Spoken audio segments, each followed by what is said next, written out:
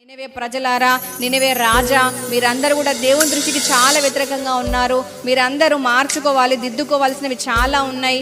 అవి మార్చుకోకపోతే, దిద్దుకోకపోతే కీడు పొంచి ఉంది, మరణం పొంచి ఉంది, ముప్పు పొంచి ఉంది, దేవుని ఉగ్రత పొంచి ఉంది, జాగ్రత్త అని అన్నప్పుడు వారందరూ ప్రవక్త మీద తిరుగుబాటు చేసి అతన్ని హింసించడమో లేకపోతే అతన్ని చంపడమో చేయలేదు. కానీ ఏం చేసినారు నినవే ప్రజలు అంటే, వారు మొదటిగా తగ్గించుకొని అయ్యో నిజమే, వారి హృదయంలో పొడవబడ్డారు. నిజం చెప్పాలంటే ఈ పొడవబడే సందర్భం కూడా మనం బైబిల్లో చూస్తున్నాం కదా. పేతురు వాక్యం చెప్పినప్పుడు అనేక మంది హృదయంలో పొడవబడ్డారు, వారు హృదయంలో నొచ్చుకున్నారు, మనస్సులో నొచ్చుకున్నారు. అయ్యో నిజమే కదా, నిజమే, దేవుడు చెప్తున్న మాట నిజమే, నేను తప్పిదంలో ఉన్నాను, నేను పొరపాటులో ఉన్నాను.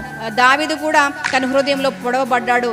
దేవుని ప్రవక్త వచ్చి నువ్వు తప్పు చేసావు అన్నప్పుడు నిజమే ప్రభువా అని పశ్చాత్తాపంతో ఒప్పుకున్నాడు. సౌలు రాజు దగ్గరికి వస్తే అతను పశ్చాత్తాపడలేదు, ఒప్పుకోలేదు.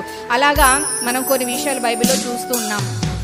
ఈ నినవే ప్రజల దగ్గరకు వచ్చి దేవుని ప్రవక్త ప్రకటిస్తూ ఉన్నప్పుడు అవును నిజమే, మేము పాపులము, అవును నిజమే, మేము దుర్మార్గులము, మేము దుష్టులము అని చెప్పేసి వారు ఒప్పుకోవటం మాత్రమే కాదు, తాము తగ్గించుకున్నారు.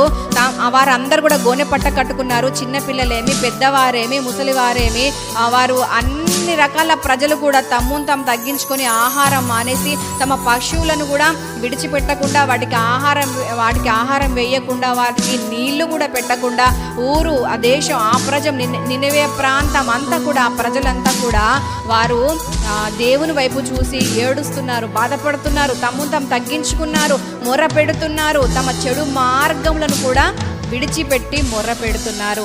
అది దేవుని దృష్టికి చాలా యోగ్యమైన ప్రార్థన.